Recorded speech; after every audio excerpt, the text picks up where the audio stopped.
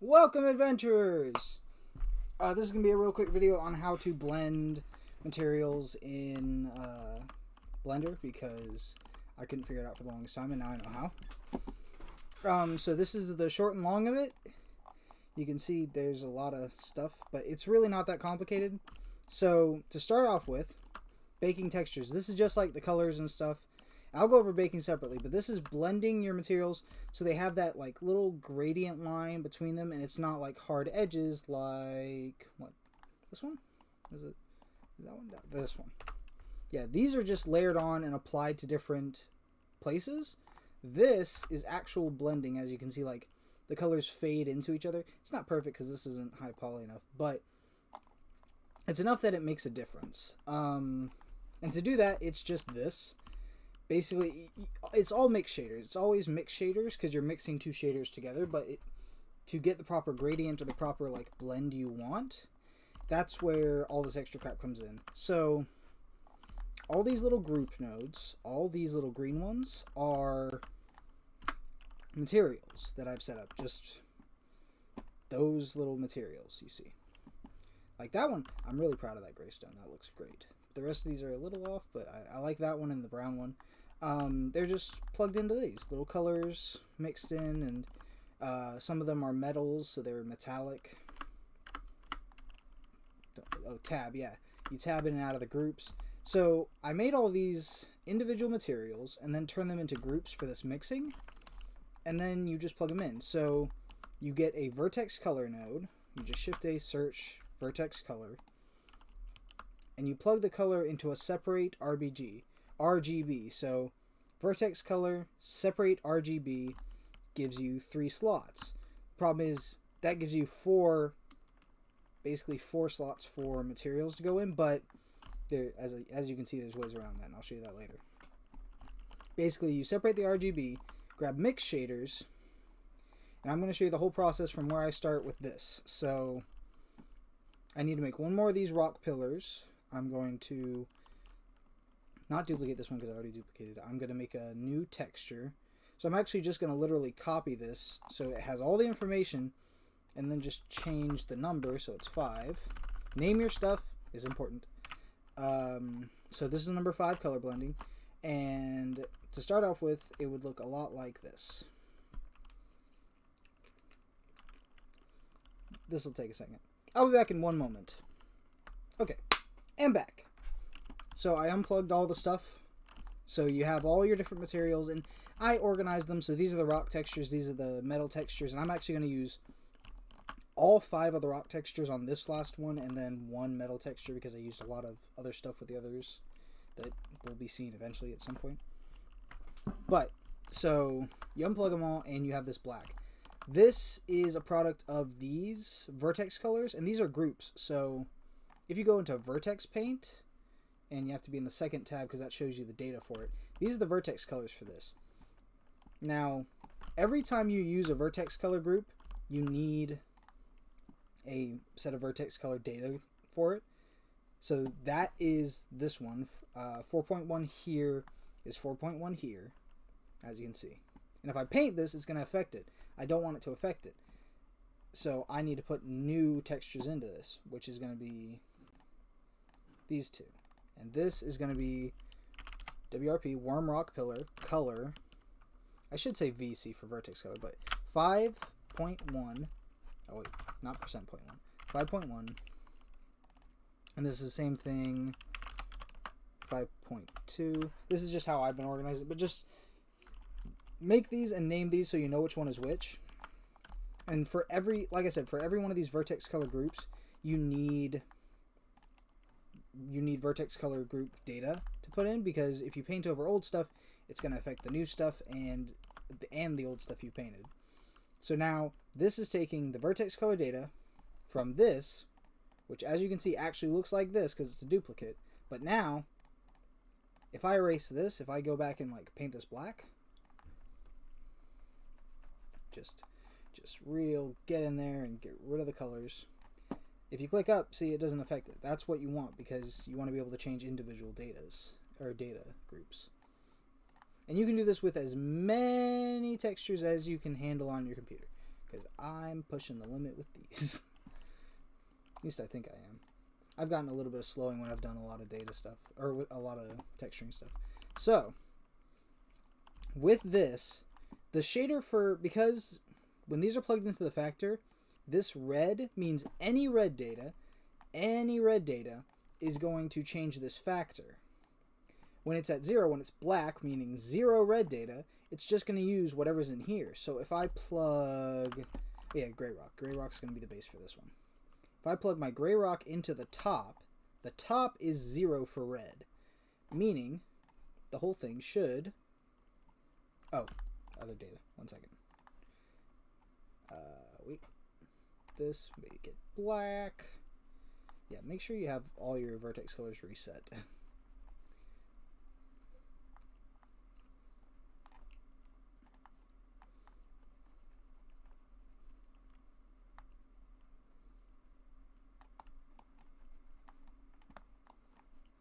There.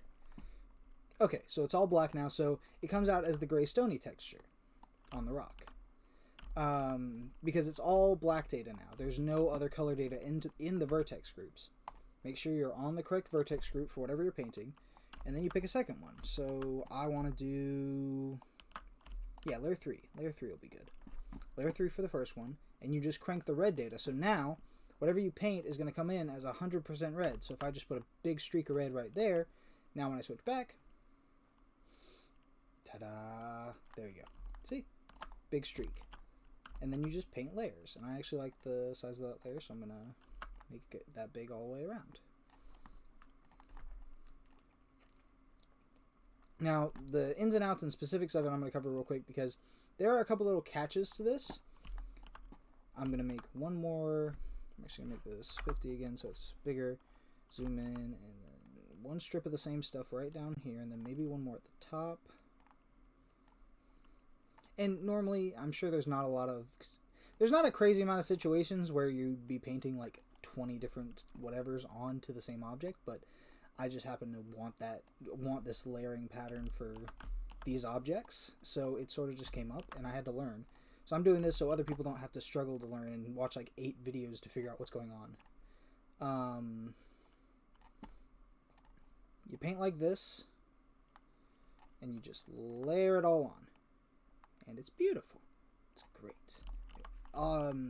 This is painting based on the vertexes, so like tab mode. It's painting onto those little points, the little black dots.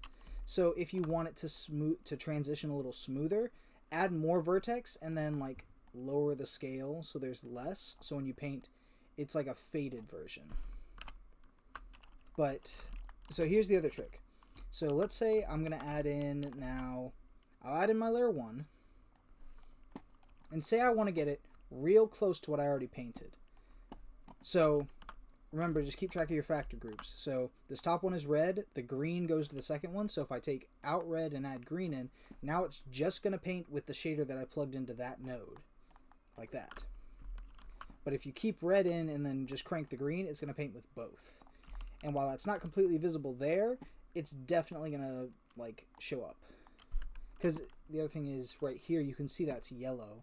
Whereas if I switch this to just green and then paint, let this load in, it's not super crazy appearance based.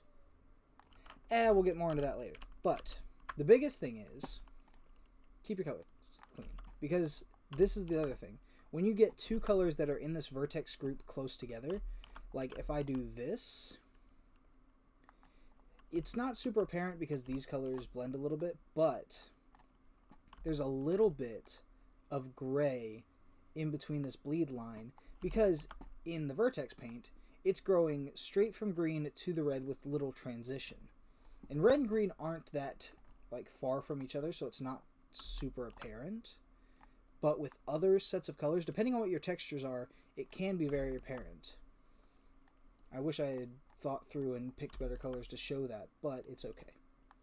I will show you the solution for it as well as what I mean momentarily. So if I just paint this ring all the way around, in the texture you can see tiny hints of gray.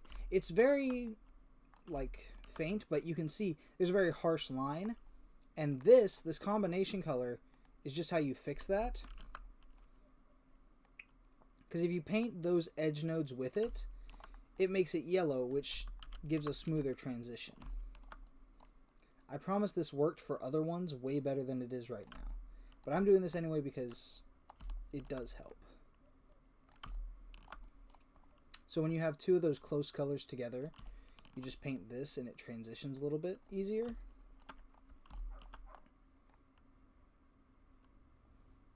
So you'll now have a big strip of yellow. Oh wait, yeah, that's too low.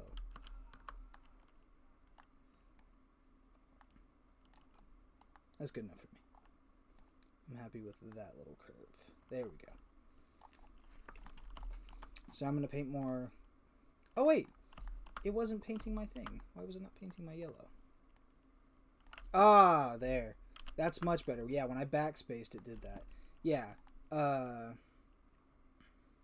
This paints out that little gray line a little bit better. So it doesn't have that weird fading. Yeah, that looks a lot better now. Yeah, so if you get any weird color between two layers you're painting, it's probably because they're not blended. And when you use a mix of both colors that are for the vertex group, like I'm using red and green because one texture's red and one texture's green, it means the area I'm painting is yellow now, which means there's a bit of a smoother transition between the two. But I'm going to paint one more layer of just the green that I wanted, right like here. And no, I'm not an artist. This is not beautiful because I'm not like super great, but people with more talent can use this information for good. So do with that what you will. Yeah. That gray makes it like with the red and the brown, I guess it made a little bit of a like a purple down there that was coming through. But now that we got that, I'm going to add one more color and just finish off the rock layers. Actually, I'm going to add both in. And this is where this transition between these two, same process again. Make sure you keep your factors clear so you know that this last one, since it's RGB, it's blue. So you paint in with blue. I'm going to paint, I want it to touch right there. No. Yeah, backspace seems to revert the colors as well as where you paint, so be careful of that too. Just do that, and then I'm going to go back through and edge it with a mix, so it's going to be purple in the mix, and that'll get rid of a little bit of that graying. It's really not noticeable, but there's times where it was very noticeable.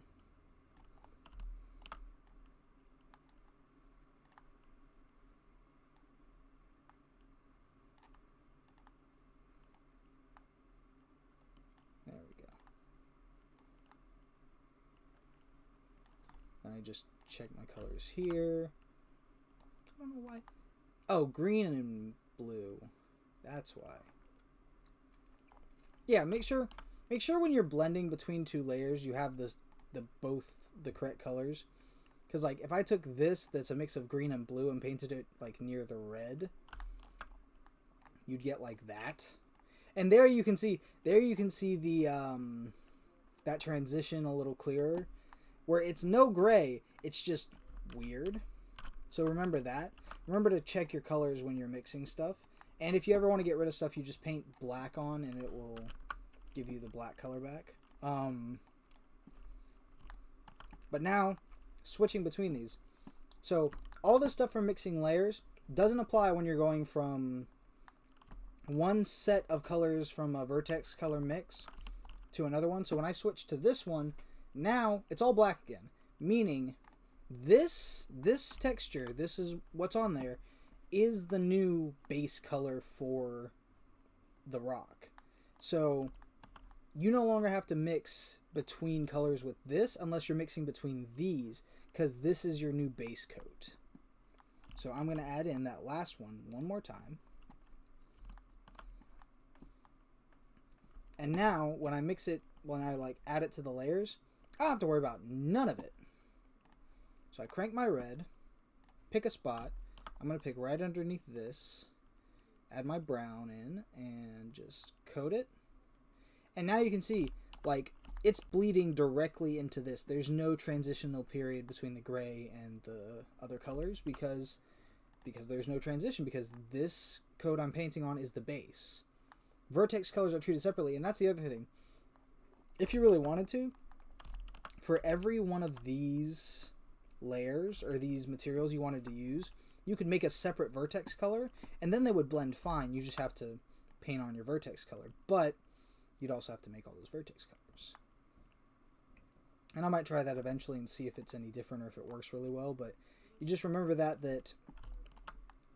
these vertex layers are treated separately when they are, and treated together when they are grouped like this, when they're grouped in the same vertex color. I'm gonna add a little thin strip. And that's generally all there is to mixing these. I'm going to finish this up and just finish it up. And then probably in a minute, I'm going to make the video about baking. So, farewell adventurers! I hope this was informative, and I hope it helps you guys blend materials a little smoother. This has a lot of applications that I obviously haven't covered because I just couldn't think of them, but like blending materials for the ground, making dirt blend into sand, or sand blend into the grassy areas. Good for making like roads and stuff.